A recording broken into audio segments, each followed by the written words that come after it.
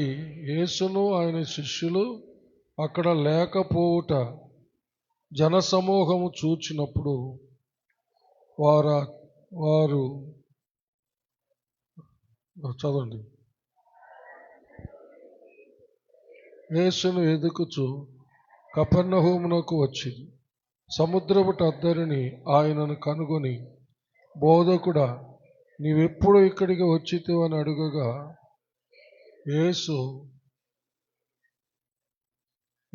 మీరు సూచనలను చూచుట వలన కాదు గాని రొట్టెలు భుజించి తృప్తి పొందుట వలననే నన్ను వెదుకుచున్నారని మీతో నిశ్చయముగా చెప్పుచున్నాను. క్షయమైన ఆహారం కొరకు కష్టపడుకుడి గాని నిత్య జీవము కలుగజేయు అక్షయమైన ఆహారము కొరకే కష్టపడుడి. మనుష్య కుమారుడు దానిని మీకిచ్చును. ఇందుకై తండ్రైన దేవుడు ఆయనకు ముద్ర వేసి ఉన్నాడని చెప్పెను. దేవుడు తన పరిశుద్ధ వాక్యమును మన ఆత్మీయ మేళ నిమిత్తమై మన వెనుకడిలో దీవించునుగాక. ఆమేన్. దయచేసి కూర్చోండి.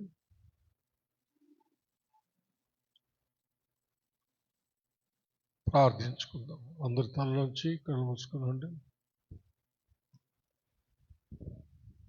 అందరూ ప్రార్థన అనగానే కళ్ళు మూసుకొని తల ఉంచుకొని,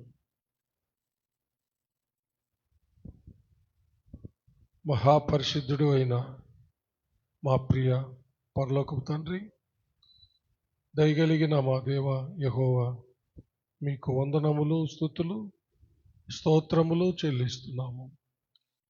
మీ దీన దాసుడనైన నన్ను మీ శిలువ చాటున మరుగు చేసుకొని నాతోనూ మా అందరితోనూ మాట్లాడమని క్రీస్తు పేర వేడుకొంచున్నాము తండ్రి. ఆమేన్. హల్లెలూయా. యేసు ప్రభు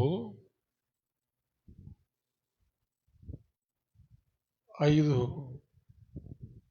చిన్న యవల రొట్టెలు, 2 చిన్న చేపలు,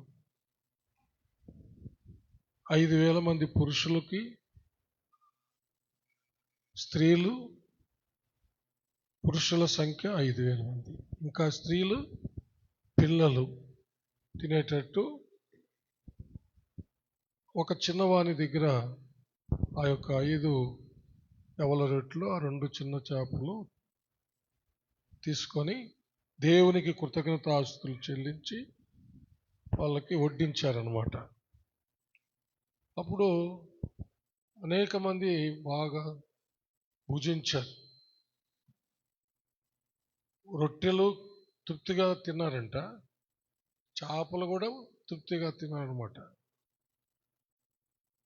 తర్వాత మిగిలిన రొట్టె ముక్కలు వ్యర్థం చేయకుండా వాటిని సమకూర్చమన్నాడు ప్రభు.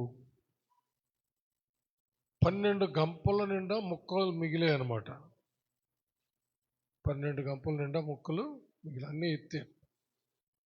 అప్పుడు వాళ్ళు ఏం చేశారంటే, వాళ్ళలో ఇస్కరియోతు యూదా, ప్రభువును పట్టిస్తాడే, అతను ఒక కిరీటం ఒకటి అల్లుకొని ఇతడే మనకు రాజు అని అతనికి సహకరించిన వాళ్ళందరితో కలిసి యేసు ప్రభువుని ఒక రాజుగా చేయడానికి ప్రయత్నిస్తాడనమాట. అప్పుడు ప్రభు అక్కడి నుంచి వెళ్ళిపోతాడు.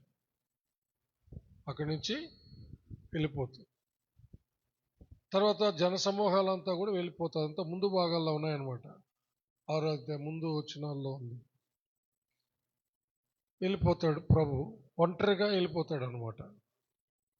తర్వాత శిష్యులు వేరే దరికి వాళ్ళు చిన్న దోణిల్లో బయలుదేరుతారు.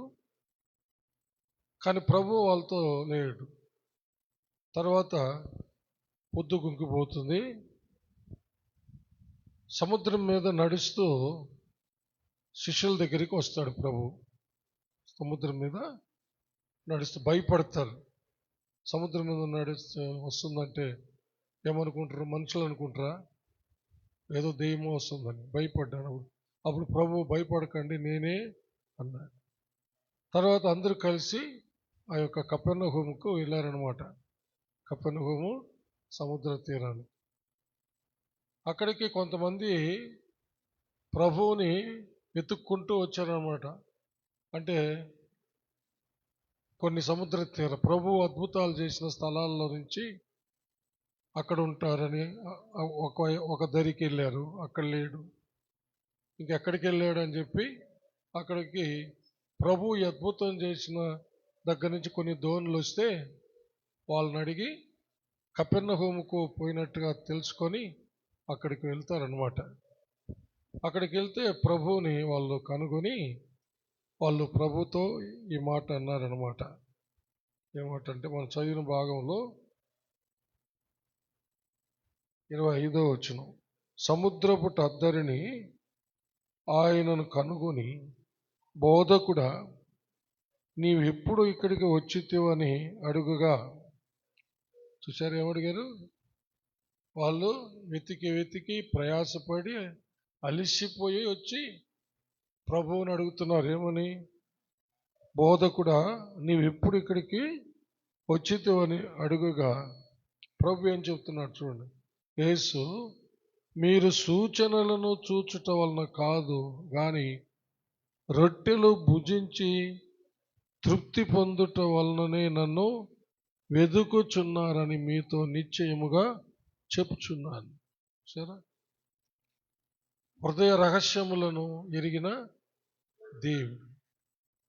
ఆ ఎదుగుతూ ప్రయాసపడి వచ్చిన వాళ్ళ హృదయాలు ఎరిగిన ప్రభు అంటున్నాడు, మీరు నా కోసం ఎదుగుతూ వచ్చారా? మీరు రొట్టెలు భుజించి తృప్తి చెందడానికి వచ్చారు. ఇప్పుడు కూడా ఏదన్నా అద్భుతం సూచక్రియలు చేస్తే అవి తినడానికే మీరు వచ్చారు. నన్ను ఎదుగుతున్నారా మీరు?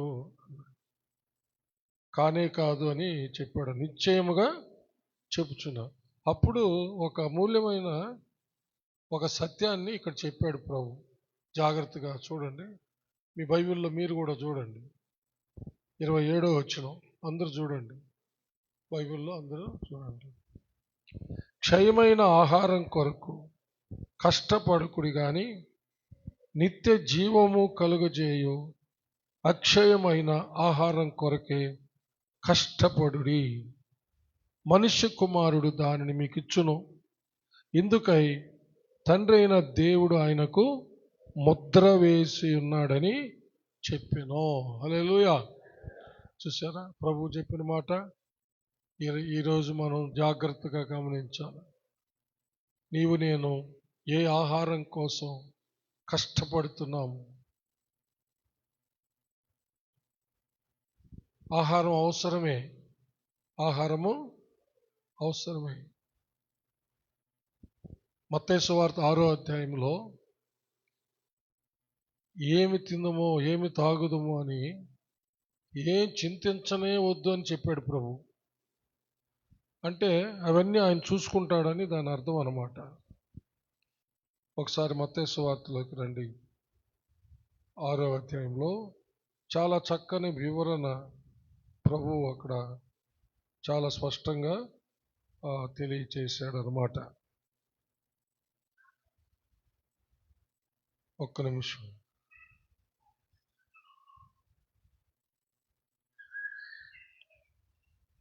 ఇరవై 25వ వచనం నుంచి చదువుతాం.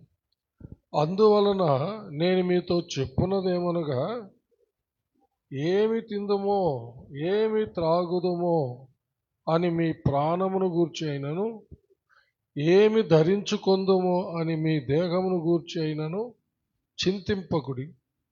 ఆహారము కంటే ప్రాణమును, వస్త్రము కంటే దేహమును గొప్పవి కావా.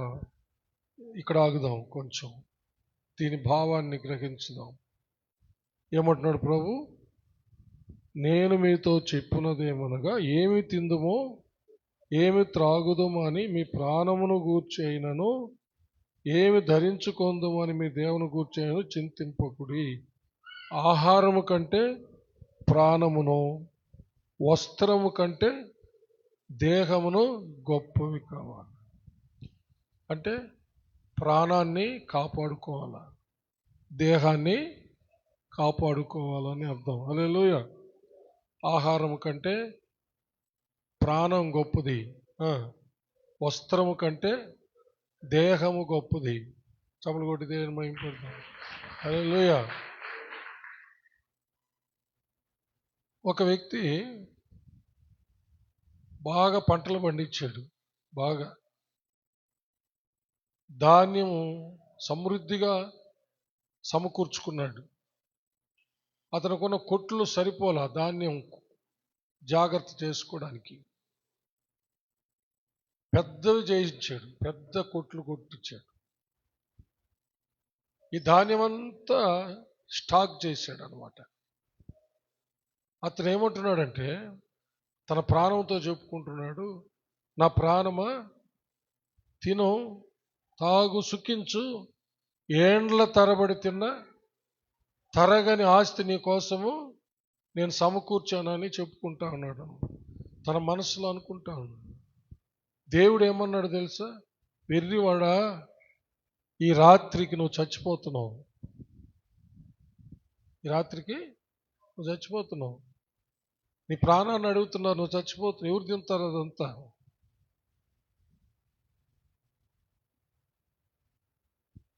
ఏండ్ల తరబడి బతికేటట్టు ఆలోచిస్తున్నావే.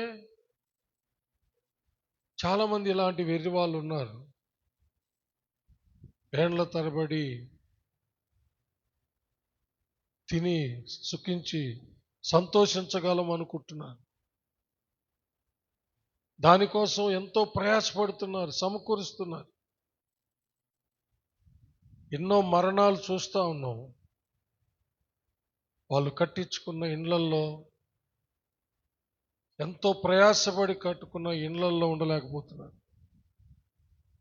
ప్రయాసపడి సంపాదించుకున్న దాన్ని అనుభవించలేకపోతున్నారు. ఆఖరికి కట్టుకున్న భార్యతో సుఖం లేదు, కన్న బిడ్డలతో సుఖం లేదు, చనిపోతూ కూడా ఉన్నారు. కలలేవు, ఏమైనాయో. ఆకాశానికి నిత్యం లేచారుగా, ఏమైనాయి? నరునాయు నీటి బుడగలాంటిదంట. కాబట్టి దేవుడు ఏం చెప్తున్నా అంటే, నీ ప్రాణాన్ని గురించి ఆలోచించు, నీ దేహాన్ని గురించి ఆలోచించు.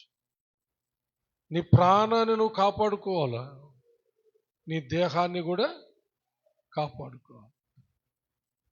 నీ దేహాన్ని నువ్వు పాడు చేసేస్తే నీ దేహంలో ప్రాణం ఉండలేదు. నువ్వు ఉండమన్నా ఉండలేదు. ఆ ప్రాణం నీలో నుంచి ఆ ప్రాణం వెళ్ళిపోతుంది. అర్థమవుతుందా? ఏమన్నా నీ దేహాన్ని నువ్వు పాడు చేస్తే నీ ప్రాణం నీలో ఉండదు, నీ ప్రాణాత్మ వెళ్ళిపోతుంది. నీవు నీ దేహమంతా పాడు చేసేసుకున్న తర్వాత బ్రతకాలని ఎంత ఆశించినా బ్రతికేదానికి కుదరదు. ఒకవేళ దేవుడు అతని పాపాలు లేక ఆమె పాపాలు క్షమించి ఒక అద్భుతం చేసి స్వస్థపరిచి లేవనెత్తితే తప్ప, హల్లెలూయా, అతడు తిరిగి బ్రతిక ప్రసక్తే ఉండదు. అందుకని నీ ప్రాణాన్ని గురించి, నీ దేహాన్ని గురించి ఆలోచిస్తున్నావా? ఏమి తింటావు, ఏమి తాగుతామని దాని గురించి ఆలోచిస్తున్నావే? ఏమి ధరించుకుంటావని నీ దేహాన్ని గురించి ఆలోచిస్తున్నావే? వాటి వల్ల నీ దేహానికి ఏమైనా ప్రయోజనమా? వాటి వల్ల నీ ప్రాణానికి ఏమన్నా ప్రయోజనమా? శరీర సంబంధమైనటువంటి ఆహారం కంటే అక్షయమైన ఆహారమే మన ప్రాణాత్మ దేహములకు క్షేమాన్ని కలిగి చేస్తుంది. చప్పలు కొట్టి దేని మానవుడు ప్రాణాత్మ దేహముల సమ్మేళనం.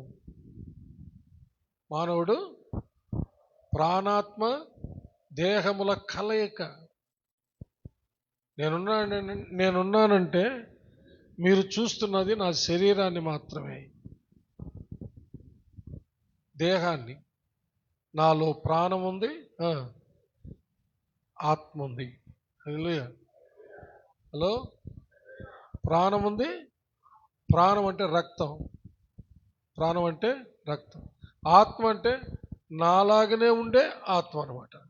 నాలో నుంచి నా ఆత్మ బయటకు వస్తే ఇది పాస్టర్ సాల్మన్ యొక్క ఆత్మ అని చెప్పగలం అన్నమాట. అంటే నాలాగనే ఉంటుంది ఆ ఆత్మ. నీ ఆత్మ నీలాగనే ఉంటుంది. కాబట్టి ఈ మూడింటి సమ్మేళనం అన్నమాట. ఈ ప్రాణము ఆత్మను ఈ దేహములో పెట్టాడు దేవుడు. అంటే ఈ దేహము ఈ ప్రాణానికి ఆత్మకు ప్రొటెక్షన్ అన్నమాట, భద్రత. హలో, దేనికి? నీ లోపల ఉన్న ప్రాణానికి ఆత్మకి దేహము రక్షణ. ఇది ప్రొటెక్ట్ చేయాలి. వాటిని భద్రపరచడానికి దేవుడు ఇచ్చిన ఈ దేహాన్ని నువ్వు పాడు చేసేస్తే అవి ఎక్కడ నిలుస్తాయి? అందుకనే చాలామంది మరణ పడకల్లో మనం చూస్తాం. వాళ్ళు ఏడ్చి వాళ్ళతో మనం ఏడ్చుకొని ఇంకా ఉండలేకపోతున్నాను. బతకాలని ఆశ ఉంది కానీ బతికేదానికి దెర్ ఈజ్ నో హోప్, నిరీక్షణ లేదు. ఎన్ని చూస్తున్నాం ప్రియులరా? ఎంతమంది భయంకరంగా వాళ్ళ ఆయుష్కాలానికంటే ముందుగా చనిపోతున్న వాళ్ళు మనం చూస్తాం. అందుకని ప్రభు అంటున్నాడు, ఈ క్షయమైపోయే ఆహారం కోసం కష్టపడతారేంటి? అక్షయమైన ఆహారం కోసం కష్టపడండి. ఈ క్షయమైన ఆహారము నేను మీకోసము సిద్ధపరచలేదా? ఏమి తిందమో ఏమి తాగుదామని ఎందుకు అంత చింతపడతారు? చూడండి, ఆకాశ పక్షులను చూడుడి, అవి విత్తవు, కోయవు, కొట్లలో కూర్చుకొనవు, అయినను మీ పరలోకపు తండ్రి వాటిని పోషించుచున్నాడు. మీరు వాటికంటే బహుశ్రేష్ఠులు కారా? మీలో ఎవడు చింతించుట వలన తన ఎత్తు మూరడు ఎక్కువ చేసుకొనగలడు? వస్త్రములను గూర్చి మీరు చింతింపనేలా? అడవి పువ్వులు ఎలాగూ ఎదుగుచున్నావో ఆలోచించుడి. అవి కష్టపడవు, వడకవు. అయినను తన సమస్త వైభవముతో కూడిన సొలొమోను సహితము వీటిలో ఒకదాని వలనను అలంకరింపబడలేదు. నేడుండి రేపు పొయ్యిలో వేయబడు అడవి గడ్డిని దేవుడు ఇలాగ అలంకరించినలా, అల్ప విశ్వాసులారా, మీకు మరి నిశ్చయముగా వస్త్రములు ధరింపజేయును కదా. కాబట్టి ఏమి తిందమో, ఏమి త్రాగుదమో, ఏమి ధరించుకుందమో అని చింతింపకుడి. అన్యజనులు వీటన్నిటి విషయమై విచారింతురు. ఇవన్నీ మీకు కావలెనని మీ పరలోకపు తండ్రికి తెలియను. హల్లెలూయా. గమనించండి ఈ మాట. ఇవన్నీ కావాలని మీ పరలోకపు తండ్రికి తెలుసు. నాకు, నా భార్యకు, దేవుడిచ్చిన బిడ్డలకు ఒక తండ్రిగా నేను, ఒక తల్లిగా నా భార్య, వాళ్ళకి ఏమి కావాలో వాళ్ళకి ఏర్పాటు చేస్తాము.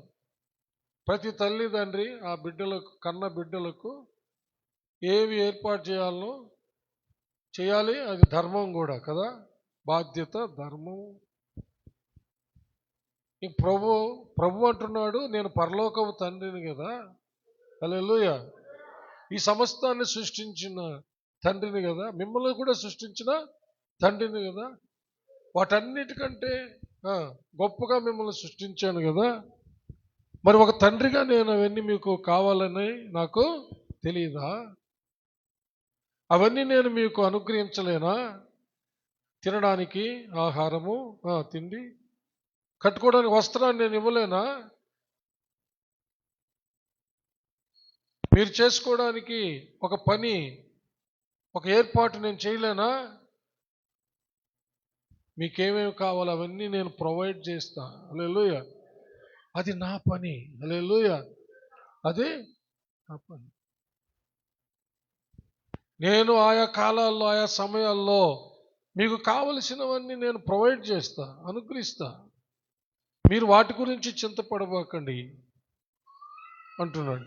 కాబట్టి మీరు ఆయన రాజ్యమును, నీతిని మొదట వెదుకుడి, అప్పుడు అవన్నీ మీకు అనుగ్రహింపబడను. హల్లెలూయా. చూసారా? కాబట్టి మొదట ఆయన నీతిని, ఆయన రాజ్యాన్ని వెతకాల. తర్వాత అవన్నీ అనుగ్రహించబడతాయి. అప్పుడు ఎక్కడుంది కీ? ఎక్కడుంది? అప్పుడు కీ ఎక్కడుంది?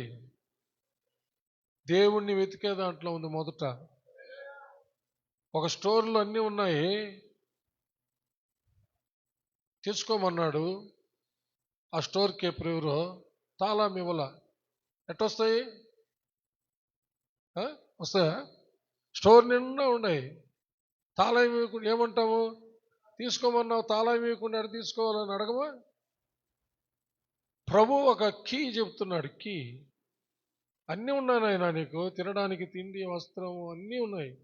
అన్నీ సిద్ధం చేసి ఒక తండ్రిగా, నేను పరలోకపు తండ్రిని, మీ కన్న తల్లి తండ్రులు మీకు ఏమైతే ప్రొవైడ్ చేస్తారో, ఏర్పాటు చేస్తారో, వాళ్ళైనా కొన్ని ఏర్పాటు చేయలేకపోవచ్చు, కానీ నేను అన్నీ చేయగల సమర్థుడిని, నాకు అన్నీ సాధ్యము. హల్లెలూయా. అయితే మీకు ఒక కీ చెబుతున్నాను, ఆ కీని మీరు తీసుకోండి. ఏంటంటే ఆ కీ, మొదట ఆయన నీతిని, ఆయన రాజ్యాన్ని వెతకడమే ఆ కీ. హల్లెలూయా. దాంట్లో ఉంది సమస్తం. మనం మొదట ఆయన నీతిని, రాజ్యాన్ని వెతికితే మనకు, మన బిడ్డలకు, మన బిడ్డల బిడ్డలకు ఈ భూమి మీద జీవించినంత కాలము మనకు కావలసినవి ఆయా కాలాల్లో, ఆయా సమయాల్లో ఆయనే సిద్ధం చేసి దాచిపెట్టున్నాడు. అవన్నీ వాళ్ళకి ఆయా కాలాల్లో ఇచ్చి సంతృప్తి పరుస్తాడు అనమాట. హల్లెలూయా. అదన్నమాట దాని అర్థం. అంతేగాని ఆహారం లేకుండా మీరు నన్నే ఎతకండి అని కాదు. మీకు భోజనం వద్దు, మీకు వస్త్రం వద్దు, మీరు నా వాక్యం వింటూ మీరు పని బాట లేకుండా నాతో కూడా వచ్చేసి నేను చేసే అద్భుతాల్లో, సూచక్రియల్లో రొట్టెలన్నీ వస్తూ ఉంటాయి, తింటూ సోమరులై ఉండండి అని కాదు దాని అర్థం. అలాగైతే అంత స్ట్రిక్ట్గా ఆయన చెప్పుండేవాడు కాదు. మీకేది కొద్దు ఉండదు నాయనా, రండి నాతో కూడా, నేను అద్భుతాలు చేస్తూ ఉంటాను, ఒక రొట్టె ఉంటే దాన్ని చాలు, నాతోనే ఉండండి అని చెప్పుండేవాడు కదా. ఏమన్నాడు? మీరు నన్ను ఎతుకుతూ వచ్చారు అంటున్నారే, నన్ను ఎక్కడ మీరు ఎతుకుతూ వచ్చారు? మీరు రొట్టెలు తిని భుజించటం వలన తృప్తి చెంది మీరు వచ్చారు అంటున్నాడు. ఒక సూటిగా ఒక ప్రశ్న వేస్తాను మిమ్మల్ని ఈరోజు. హల్లెలూయా. ఇప్పుడు ఈ ప్రశ్న మనం ప్రశ్నించుకుంటే, మనం ఈరోజు మొదట ఆదివారం బల్ల ఆరాధన ఉంది. ఇప్పుడు రొట్టె ద్రాక్ష రసం అక్కడ పెట్టాం. ఇప్పుడు వాటి కొరకే వస్తే వాళ్ళతో సమానం అయిపోతాం మనం. ఎవరితో?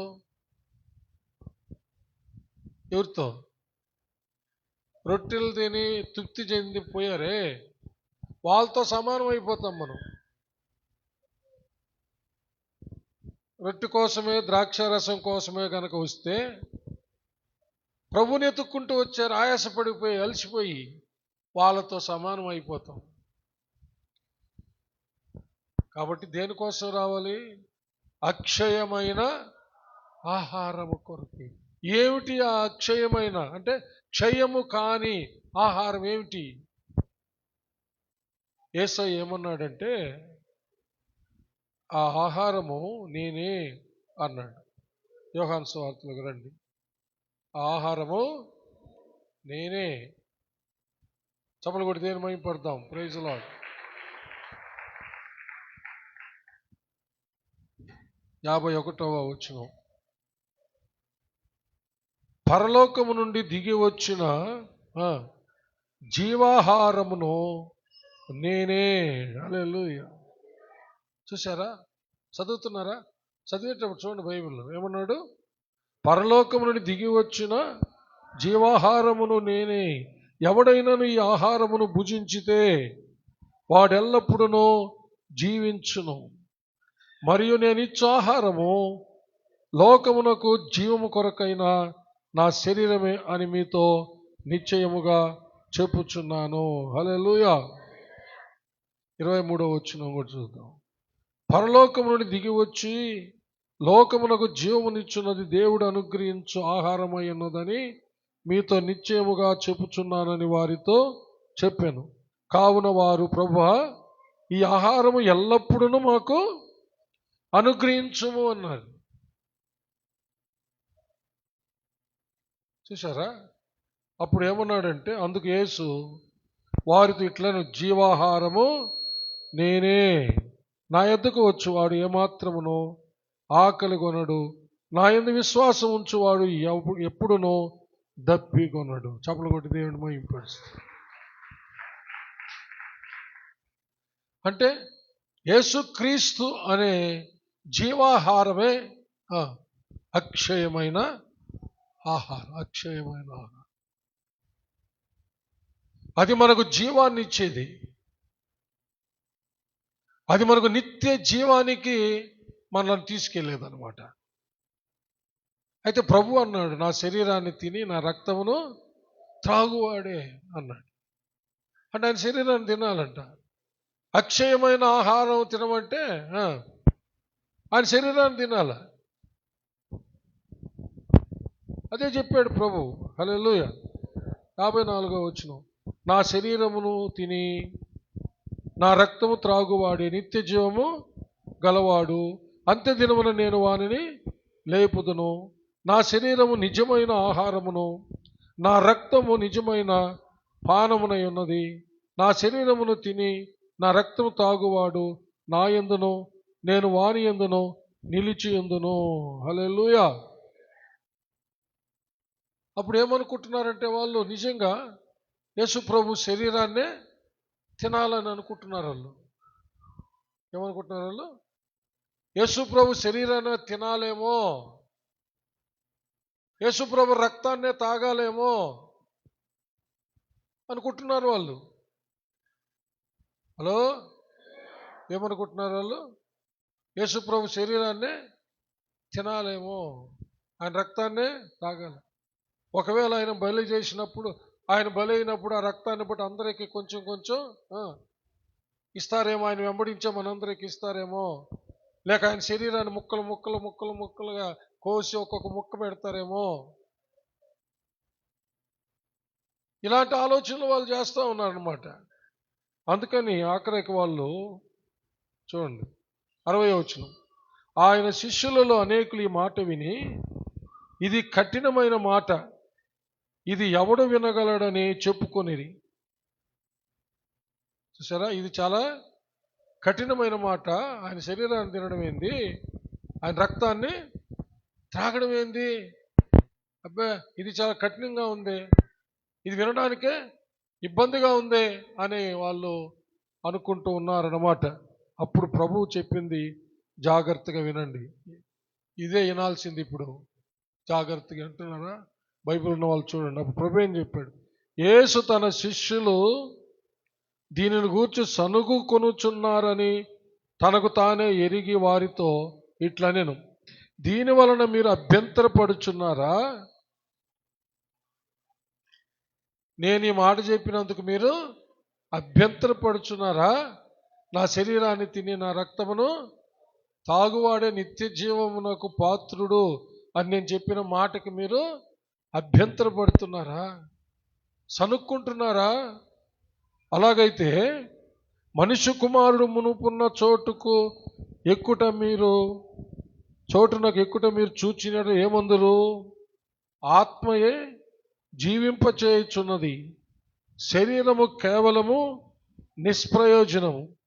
నేను మీతో చెప్పి ఉన్న మాటలు ఆత్మయు జీవమునయున్నవి గాని, హల్లెలూయా, మీలో విశ్వసించని వారు కొందరున్నారని వారితో చెప్పాను. అర్థమైందా ఏం చెప్పాడు? ఆత్మయే జీవింపచేయుచున్నది, శరీరము కేవలము నిష్ప్రయోజనం. నా శరీరాన్ని తినమంటే మానవ శరీరం ధరించుకొని వచ్చిన నా శరీరం తినమని కాదు. హలో, ఈ యొక్క శరీరం నిష్ప్రయోజనం. ఈ మాంసము నిష్ప్రయోజనం. నేను మీతో చెప్పి ఉన్న మాటలు ఆత్మయో జీవమునై ఉన్నవి. చప్పలు కొడితే కాబట్టి ఆయన మాటలు చెప్పండి, అవి అన్నమాట అక్షయమైన ఆహారం, ఆయన ఆత్మ పానం. అర్థమైంది? ఇప్పుడు ఇంత చెప్పాడు, అర్థమయ్యేదానికి వాళ్ళకి. మీరు అభ్యంతరపడుతున్నారు, సనుక్కుంటున్నారే, నా శరీరాన్ని తినమంటే నా శరీరాన్ని, మానవ శరీరాన్ని ఎట్లా తినమంటాడు ఈయన? ఆయన రక్తాన్ని ఎడతాగమంటాడు? మనకు బలులు లేవా? బలిపీఠాలు లేవా? మనకు గొర్రెలు, మేకలు, పొట్టేళ్ళు, ఎడ్డులు లేవా? అవి బలిచ్చి మనం మామూలుగా తింటాం కదా, అవి తినమా? ఈయన్ని ఇప్పుడు బలిచ్చి తినాలనా? ఏంది ఈయన మాటలు? వెర్రి మాటలు. ఆయన మాటలు చాలా కఠినంగా ఉన్నాయి వినడానికి అని వాళ్ళు అభ్యంతరపడుతూ సనుక్కుంటున్నారు. జాగ్రత్తగా వినాలా, it is very very important. కాబట్టి ఏమిటి ఆ అక్షయమైన ఆహారం? ఆయన మాటలే. హల్లెలూయా. యేసయ్య అన్నాడు, నేనే జీవాహారం అంటే ఆయనే వాక్కు. యోహాను సువార్త 1వ అధ్యాయంలో ఉండేది అదే కదా. ఆది యందు వాక్యం ఉండెను, వాక్యము దేవుని యొద్ద ఉండెను, ఆ వాక్యమే దేవుడై ఉండెను. 14వ వచనంలో ఆ వాక్యమే శరీరధారి అయి కృపా సత్య సంపూర్ణుడుగా మన మధ్య సంచరించి. చప్పలు కొట్టాలి. హల్లెలూయా. కాబట్టి ఏమిటి నిజంగా నీకు నాకు జీవాహారం లేక అక్షయమైన ఆహారం? నిన్ను నన్ను నిత్య జీవానికి చేర్చేటటువంటి ఆహారం ఏమిటి, పానం ఏమిటి అంటే యేసయ్య మాటలు, యేసయ్య ఆత్మ. చప్పలు కొట్టాల. యేసయ్య మాటలు, యేసయ్య ఆత్మ, అవి అన్నమాట. వాటి కోసం రావాలి మనం. మరి ఇది ఎందుకు పాస్టర్ గారు అని అంటే, కేవలము యేసు ప్రభువుని గుర్తు చేసుకోవడానికి, జ్ఞాపకము చేసుకోవడానికి మాత్రమే. నా కోసము, నా పాప పరిహారము నిమిత్తమై యేసుక్రీస్తు శిలువలో బలయ్యాడు. ఆయన రక్తాన్ని కార్చాడు. నా పాప శిక్షంతో ఆయన శరీరం మీద భరించి నా పాప క్షమాపణ, నా పాప ప్రక్షాళన కొరకు, నా పూర్ణ రక్షణ కొరకు, నా పూర్ణ విమోచన కొరకు ఆయన తన అమూల్యమైన రక్తాన్ని ఆయన చిందించి నాకు గొప్ప రక్షణ తెచ్చిపెట్టాడు, నిత్య జీవాన్ని తెచ్చిపెట్టాడని జ్ఞాపకం చేసుకొని కృతజ్ఞతా హృదయంతో,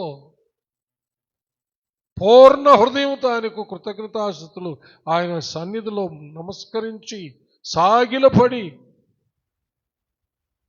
ఆయనకు మొక్కడానికి, ఆయనకు కృతజ్ఞతాస్తుతులు చెల్లిస్తూ జీవించినంత కాలం కృతజ్ఞత కలిగి జీవించడానికి, ఆయనకు ద్రోహం చేయకుండా ఉండడానికి.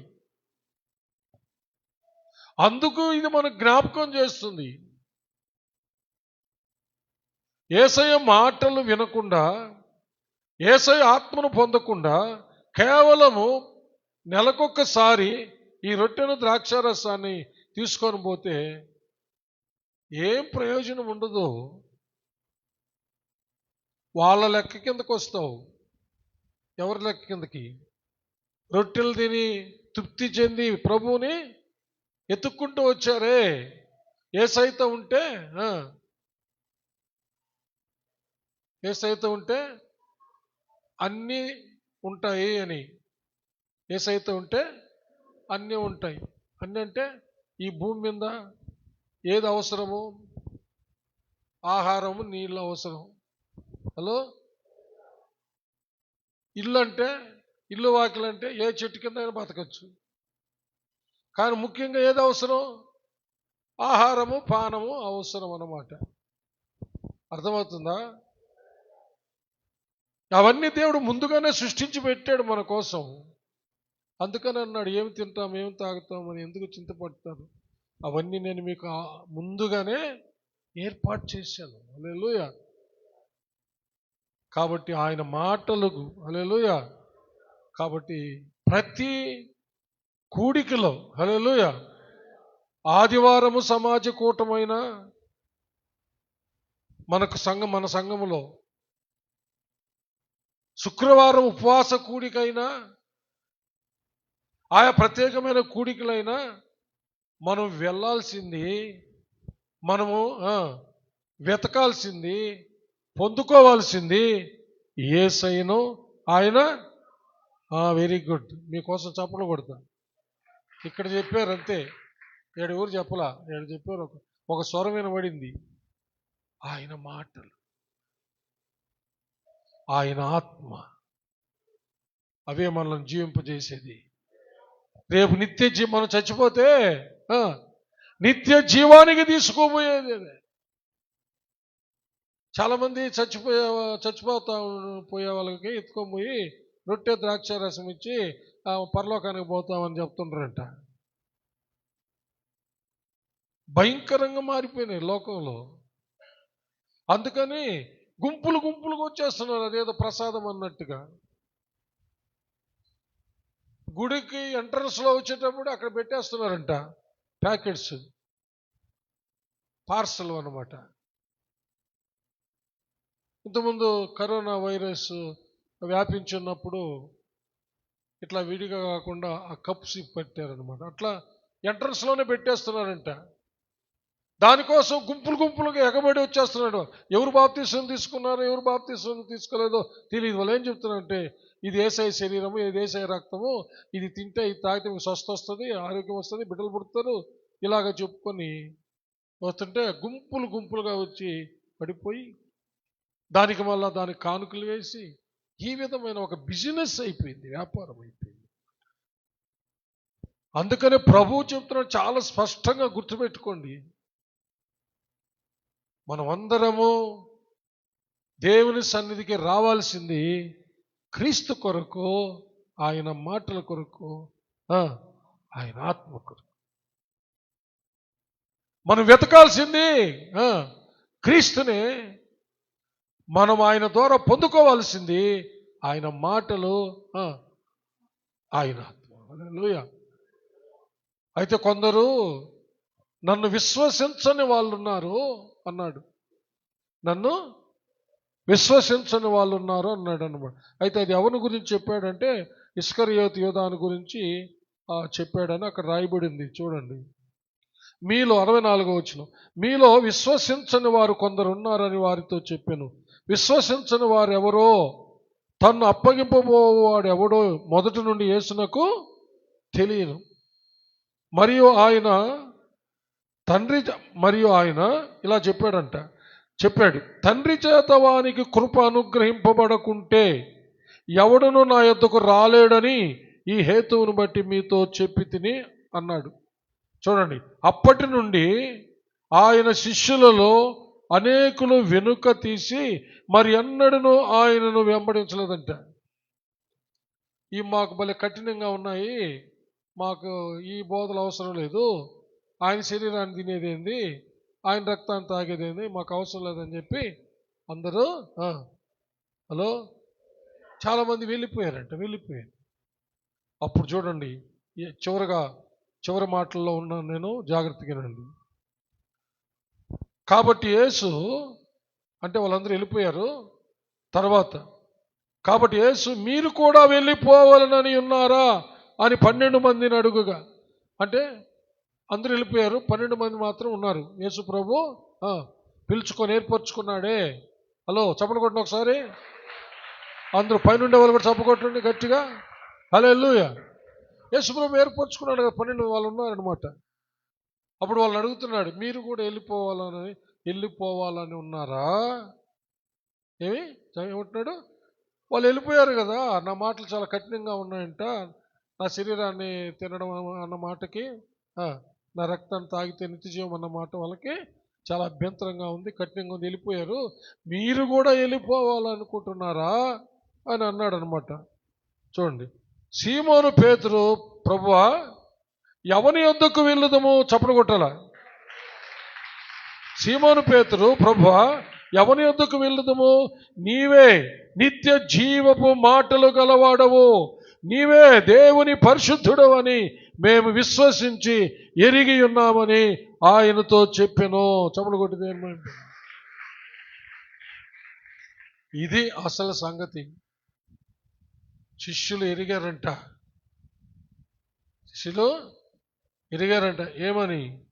నీవే కదా నిత్య జీవపు మాటలు గలవాడవు. హల్లెలూయా.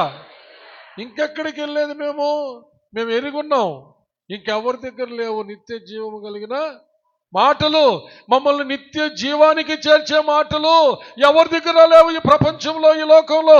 నీవే కదా. హల్లెలూయా. మేము బాగా ఎరుగున్నాము, చప్పలు కూడా దేనిపై పెడతాం. మేము నిన్ను వదిలిపెట్టి ఎక్కడికి పోతాము? హల్లెలూయా.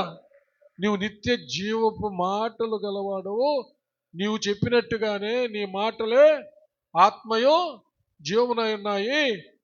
మీ మాటలు మేము భుజిస్తే, మీ ఆత్మను మేము తాగితే, మేము మీరుండే చోట్లో ఆ నిత్య రాజ్యంలో, నిత్య జీవంలో మేము కూడా ఉంటామని మేము బాగా ఎరుగున్నాము. మేము ఎక్కడికి పోతాము అన్నాడు పేతురు. చప్పలు కొట్టాల.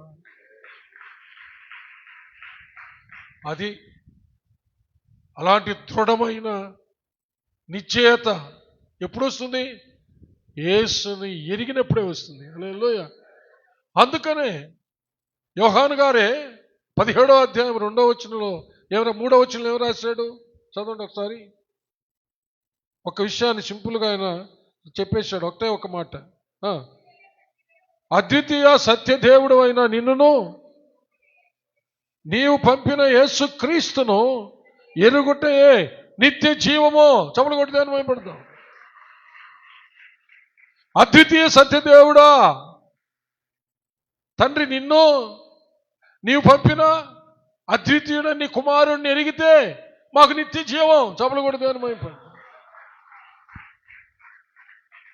ఇంకెవరెవరినో ఎతికితే, ఎవరెవరి దగ్గర మాటలు కోరుకుంటే ఏం లేదు. అందుకని యేసయ్య ఏమన్నాడంటే, ఆ నిత్య జీవపు మాటలు మీకు చెప్పడానికి నేను ముద్రించబడిన వాడిని అంటున్నాడు. హల్లెలూయా. ఏమన్నాడు?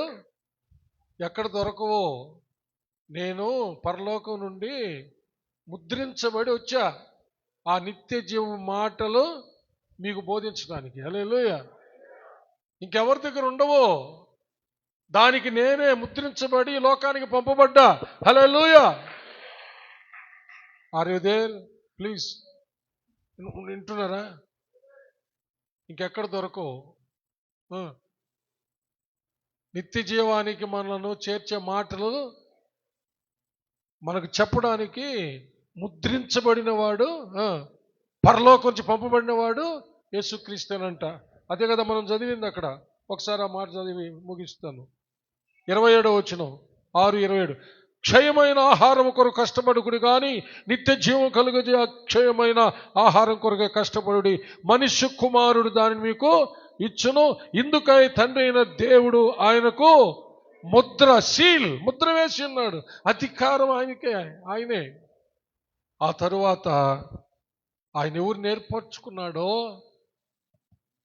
ఆయన ఆత్మను ఎవరికి ఇచ్చాడో, హల్లెలూయా, వాళ్ళు మాత్రమే నీకు నిత్య జీవానికి వెళ్ళే మాటలు చెప్పేవాళ్ళు. అందుకని ఎవరినంటే వాళ్ళని వెంబడించకూడదు. హలో, యేసయ్యను గురించి అనేక మంది చెప్తుంటారు. హలో, యేసయ్యను గురించి అనేక మంది చెప్తా ఉంటారు. అందరూ ముద్రించబడిన వాళ్ళు కాదు. హల్లెలూయా. ఎవరిలో దేవుని యొక్క ఆత్మ, హల్లెలూయా, ఎవరిలో దేవుని యొక్క ఆత్మ లేక క్రీస్తు యొక్క ఆత్మ, పరిశుద్ధాత్మ ఎవరిలో అయితే ఉంటుందో, పరిశుద్ధాత్మ ద్వారా ఎవరైతే ముద్రించబడి ఉంటారో వాళ్ళు మాత్రమే నిత్య జీవపు మాటలు చెప్పడానికి ముద్రించబడిన వాళ్ళు. హల్లెలూయా. వాళ్ళ మాటలు వింటేనే నిత్య జీవానికి పోతాం. కొల్లలుగా ఉన్నారు ఈ లోకంలో యేసయ్యను గురించి చెప్పేవాళ్ళే. కానీ జాగ్రత్త, ముద్రించబడిన వాడేనా? ముద్రించబడిందా? పరిశుద్ధాత్మ చేత ముద్రించబడాలి. కొరింథీయులకు రాసిన 2వ పత్రిక 21-22 వచనాల్లో ఉంది. తర్వాత ఎఫెసీయులకు రాసిన పత్రిక 1వ అధ్యాయం 16-17 వచనాల్లో ఉంది. హల్లెలూయా. తర్వాత మత్తయి సువార్త 3వ అధ్యాయం 36-37 వచనాల్లో ఉంది. యేసు ప్రభు బాప్తిసం పొంది ఒడ్డుకొచ్చినప్పుడు, ఈయనే నా ప్రియకుమారుడు, ఈయన యందు నేను ఆనందిస్తున్నాను. హల్లెలూయా. రూపాంతరపు కొండ మీద చెప్పాడు, ఈయనే నా ప్రియకుమారుడు, ఈయన మాటలు వినండి. రూపాంతరపు కొండ మీద చెప్పాడు పేతురు, యోహాను, యాకోబులతో, ఈయనే నా ప్రియకుమారుడు, ఈయన మాటలు వినండి అని. ఎవరంటే వాళ్ళు యేసు ప్రభువుకు చెప్తా ఉన్నారు.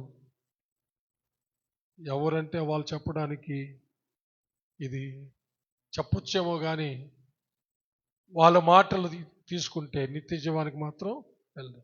ఎవరైతే పరిశుద్ధాత్మ చేత ముద్రించబడి ఉన్నారో వాళ్ళు పురుషులు కానీ స్త్రీలు కానీ వాళ్ళ ద్వారా ఆ మాటలు వినే వాళ్ళు నిత్య జీవానికి పోతారు. హల్లెలూయా. కాబట్టి యేసయ్యను ఎతుకుదాం, ఆయన మాటలు పొందుకుందాం, మనము నిత్య జీవానికి పోదాం. హల్లెలూయా. దేవుడు అట్టి కృప మనకు అందరికీ దయచేయును గాక. Amen. Hallelujah. Thank you Jesus. అందరూ తల ఉంచి కళ్ళు మూసుకోండి. బల్లలో చేయి వేయబోతున్నాం. ఇవన్నీ ఎందుకు ఈరోజు ఈ సందేశం దేవుడు ఇచ్చాడో తెలుసా? మనము మన ప్రభువుని జ్ఞాపకం చేసుకోవడానికి, ఆయన త్యాగాన్ని జ్ఞాపకం చేసుకోవడానికి, సర్వలోక పాపుల పాప పరిహారం కొరకై తను తాను దేవునికి బలిగా అర్పణగా అర్పించుకున్న, తన ప్రాణాన్ని దారబోసినటువంటి, తన ప్రాణం పెట్టినటువంటి ప్రభువుని జ్ఞాపకం చేసుకుని కృతజ్ఞత హృదయంతో ఆయనను ఆరాధించటానికి, ఆయన్ని సేవించటానికి, ఆయనను మహింపరచడానికి, ఇంట్లో ఉన్నా, షాపింగ్కి వెళ్ళినా, షోరూమ్స్కి వెళ్ళినా, పొలాల్లో ఉన్నా, పని స్థలాల్లో ఉన్నా, ఏ ఊరికి వెళ్ళినా, ఎక్కడున్నా, ఏం చేస్తున్నా ప్రభువుకి మహిమ తేడానికి, ప్రభు నామాన్ని దూషణ పాలు చేయటానికి కాదు సుమా. ప్లీజ్, ఎక్కడున్నా నీవు ఆయనకు సాక్షులుగా ఉండి ఆయన్ని మహింపరచాలి, ఆయన్ని కనపరచాలి. అనేకులు నీ ద్వారా ఈ సత్యాన్ని తెలుసుకొని నిత్య జీవానికి అవసరమైన మాటలు యేసుక్రీస్తులోనే ఉన్నాయా? యేసుక్రీస్తు యొక్క ఆత్మను కలిగిన వాళ్ళలోనే ఉన్నాయి. ఎంతో మంది చెప్తున్నారు పరలోకము, నిత్య రాజ్యం గురించి మాటలు, అనేక పుస్తకాలు రాస్తున్నారు, అనేక మతాలు కూడా చెప్తున్నాయి. బైబిల్ చెప్తుంది దానికి ముద్రించబడిన వాడు యేసుక్రీస్తు మాత్రమే అని. ఎంతో మంది చెప్పుతూ ఉండొచ్చు, కానీ యేసుక్రీస్తు మాటలే నీకు ఆత్మయు జీవం. దయచేసి అర్థం చేసుకోండి. దేవుని మాటలు కాకుండా దేవుని మాటల ప్రకారం కాకుండా కేవలము నెలకు ఒకసారి వచ్చో లేక 2 నెలలకు 3 నెలలకు వచ్చో బల తీసుకొని పోతే చాలు అని అనుకుంటే దయచేసి అలాంటి బోధ మేము చేయడం లేదు. అది మీకు జీవం కాదు, అది మీకు క్షేమం కాదు. దయచేసి అర్థం చేసుకోండి. యేసయ్య మాటలు, యేసయ్యని ఎతకండి, ఆయన మాటలు చదవండి, వినండి, ఆయన ఆత్మను పొందుకొని ఆయన ఆత్మానుసారంగా, ఆయన వాక్యానుసారంగా జీవించండి. Thank you Jesus, thank you Jesus. బలలో చేయబోతున్నాము. కన్ను మూసుకోండి, పరిశీలన చేసుకోండి. ఒక చిన్న పల్లవి పాడుతాను.